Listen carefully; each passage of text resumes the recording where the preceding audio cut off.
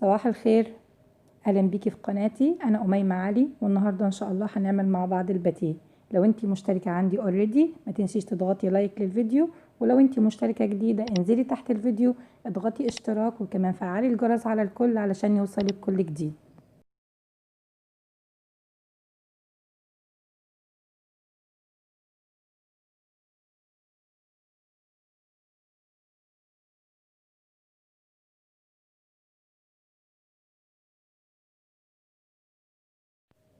هنحتاج 620 جرام من الدقيق، يعني حوالي 5 كوبايات الا معلقتين كبار. وهنحتاج كمان عندي 300 ملي من الحليب، يعني حوالي كوباية ونص من مج شاي الازاز العادي بتاعنا، او حوالي كوباية وتلت من كوباية العصير. عندي بيضة، عندي معلقة صغيرة من البيكنج باودر، وكمان معلقة صغيرة من الملح، و75 جرام من السكر يعني حوالي 5 معالق كبار، وعندي 75 جرام من الزبدة يعني حوالي تلت كوباية، ومعلقة كبيرة من الخميرة. كل المقادير هكتبها في صندوق الوصف بالجرامات والكوباية. اول حاجه هنعملها ان احنا هنحضر خليط الخميره، هحط عليها جزء من السكر وجزء كمان من الحليب بس يكون دافي زي دمعه العين، وهقلب الخليط ده كله مع بعض. ومهم جدا يا جماعه يكون الحليب بتاعي دافي علشان ده يساعد انه ينشط معايا الخميره بسرعه. هنا بقى هحضر خليط المكونات الجافه. هضيف المعلقه الصغيره من البيكنج باودر على الدقيق، وهضيف كمان عليهم المعلقه الصغيره من الملح، وهقلب الخليط ده كله مع بعض. وطبعا الدقيق بتاعي منخول من قبل كده.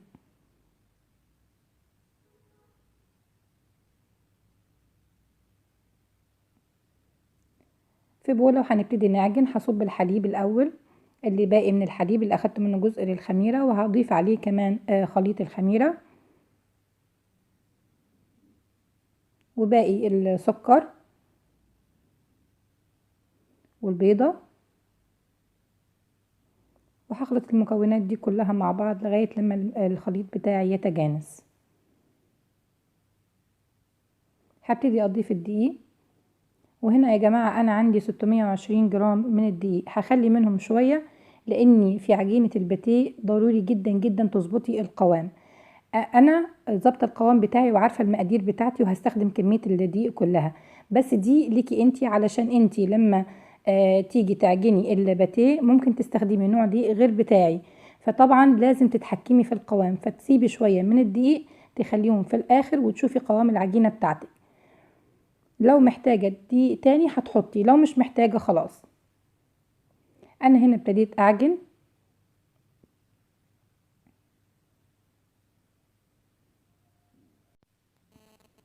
وهنا ضفت بقيه كميه الدقيق بتاعي. زي ما انا قلت لك انا ظابطه الكميه بتاعتي من الاول، وهبتدي اعجنها لحد ما احصل على القوام المطلوب. في الاخر بقى هنضيف الزبدة واعجنها كويس جدا مع العجينة بتاعتي لحد لما تمتزج تماما وتختفي، ما يبانش منها اي حاجة.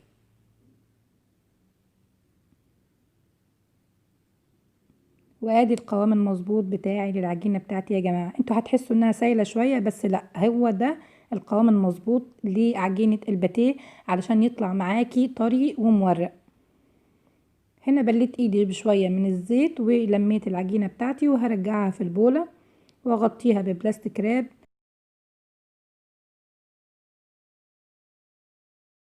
وعليها فوطة، واسيبها في مكان مظلم لغاية لما حجمها يتضاعف.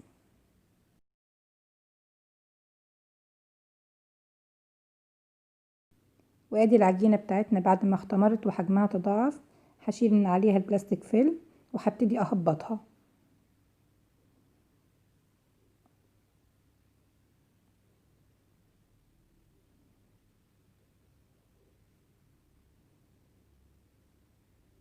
هرش دقيق على الرخامة او السطح اللي انا بشتغل عليه. وضروري جدا يا جماعة نرش دقيق كتير علشان العجينة بتاعتي بتلزق جامد.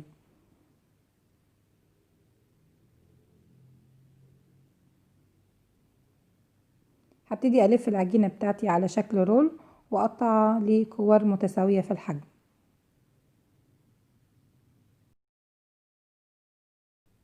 انا هقطع المقدار دوت لحوالي 6 كرات قد بعض بالظبط في الحجم. لو انتي عاوزة الكرات قد بعض بالظبط ودقيقة جدا يعني ممكن توزنيهم بالميزان.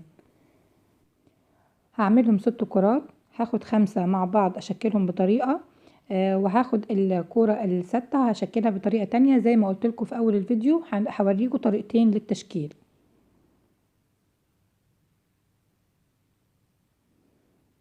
هسيب الكرات ترتاح شوية حوالي 5 دقايق. بعد كده بقى هوسع لنفسي وابتدي اشتغل. هفرد اول واحدة، بفردها بقطر حوالي من 26 ل30 سنتي. طبعا بس الاول برش دقيق كويس لان برضو زي ما قلت لكم العجينة بتلزق.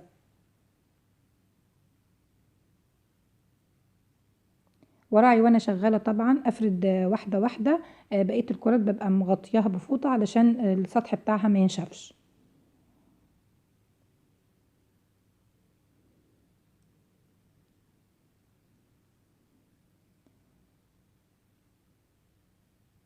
اهو هنا فردتها بقطر حوالي 30 او 26، من 26 ل30 سنتي يعني. بعد كده بقى هجيب طبق وارش عليه دقيق، وهحط فيه اول كوره بتاعتي فردتها هحطها في الطبق. وبعد كده هفرد بقيه الكور وهحطهم على بعض وافصل بينهم بطبقه من الدقيق علشان ما يلزقوش في بعض.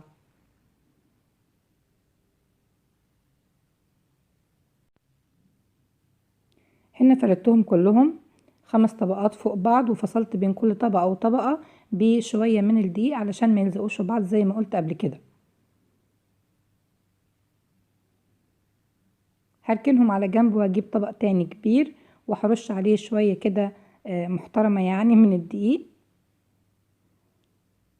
وهحط اول كوره انا فردتها،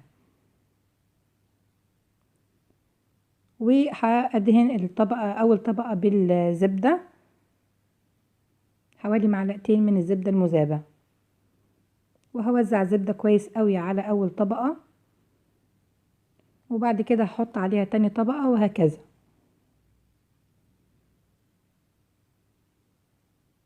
احاول بس افرد يعني الطبقات بحيث تبقى متساويه، يعني مش لازم تبقى متساوية قوي، ده طبعا بيرجع لان حجم الكرات مش قد بعض بالظبط. انا اهم حاجة عندي اول طبقة واخر طبقة يبقوا يعني تقريبا قد بعض، علشان لما اقفل العجينة بتاعتي من تحت ومن فوق تبقى شكلها متساوي ويبقى شكلها كويس. وادي هنا هحط كل بقية الطبقات وافصل بينهم بالزبدة. وهنا اخر طبقة خلاص اهو هقفل العجينة بتاعتي زي ما انتم شايفين. اهم حاجة عندي اول طبقة واخر طبقة. هلفها ببلاستيك راب واحطها في التلاجة حوالي ربع ساعة لغاية لما الزبدة بتاعتي تتماسك. هنا هجيب الكرة الستة واوريكم الطريقة التانية للتشكيل. هحاول افرد الكرة دي على هيئة مستطيل،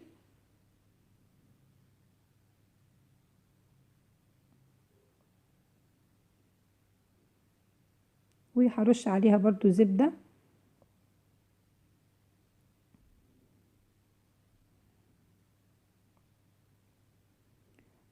وهطبقها كده على بعض شبه الظرف.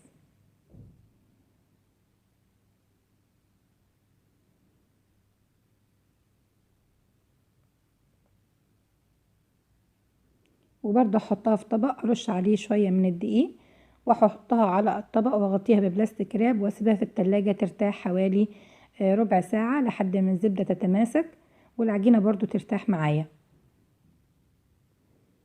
هنا العجينة بتاعتي ارتاحت والزبدة تماسكت. هطلع بقى الباتيه بتاعي وابتدي افرد.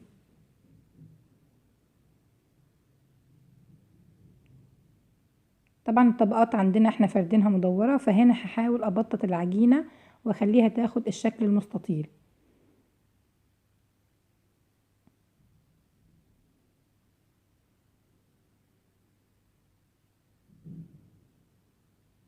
هبتدي افردها بالنشابة. وهنا يا جماعة نراعي نفرد بسمك رفيع، وده اللي بيساعد على اللي بيدينا التوريقة بتاعة الباتيه.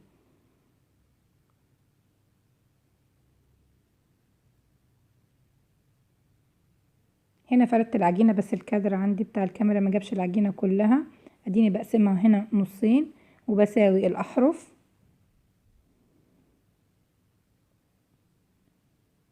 وهقسم كل نص بالمسطرة. الاول هقيس العرض بتاعي هيطلع عندي حوالي 50 سنتي. هقسمه لأربع يعني كل واحدة هقسمها 12 سنتي او 13. انتي لو حابة تعملي الواحدة العرض بتاعها 10 سنتي وتقسميهم ل5 وحدات ده براحتك، المقاس ده يرجع ليكي انتي زي ما انتي حابة. انا هنا قسمتهم لكل نص ل4 وحدات، يعني الواحدة العرض بتاعها حوالي 12 او 13 سنتي.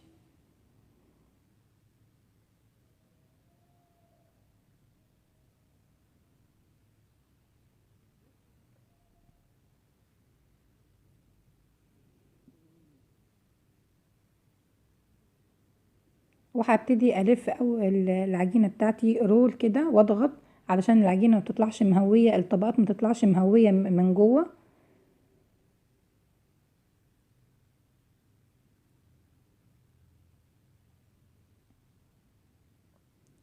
وهنا هقفل العجينه بتاعتي كويس جدا، ودي يا جماعه تكه مهمه جدا جدا جدا.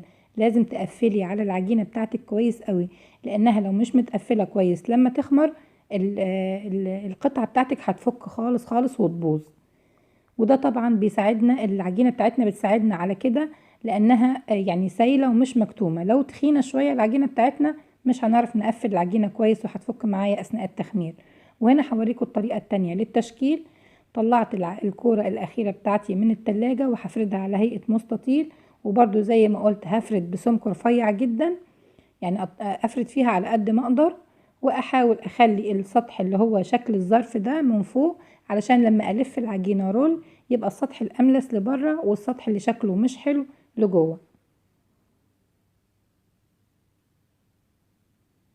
العرض بتاعي هنا حوالي برضو 20 سنتي، هقسمه لنصين بالطول وهعمل منها قطعتين.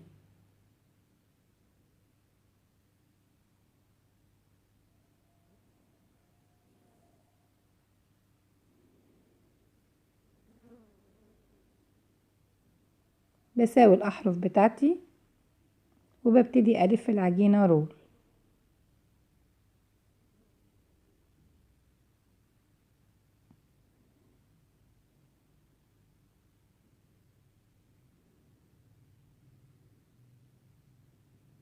وطبعا بقفل كويس جدا جدا جدا علشان ما تفكش معانا اثناء التخمير.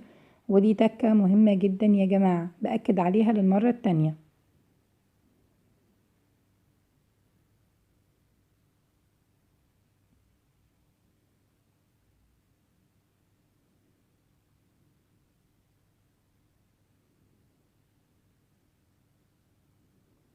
وهنا خلصت الكمية بتاعتي، حطيتهم على صاج مدهون بزيت وعليه ورقة من الزبدة. هسيب القطع بتاعتي ترتاح لمدة ربع ساعة فقط، وهبتدي اعمل الخليط اللي انا هدهن بيه وش العجينة. طبعا بيض وحليب وعليهم رشة من الفانيليا. وهنا العجينة بتاعتي بعد ما ارتاحت هبدأ بقى ادهن الوش بتاعها. ممكن تدهني بلبن ومعاهم سكر بودر، هيديكي برضو نفس النتيجة. ممكن ببيض وفانيليا زي ما انا عملت وحليب.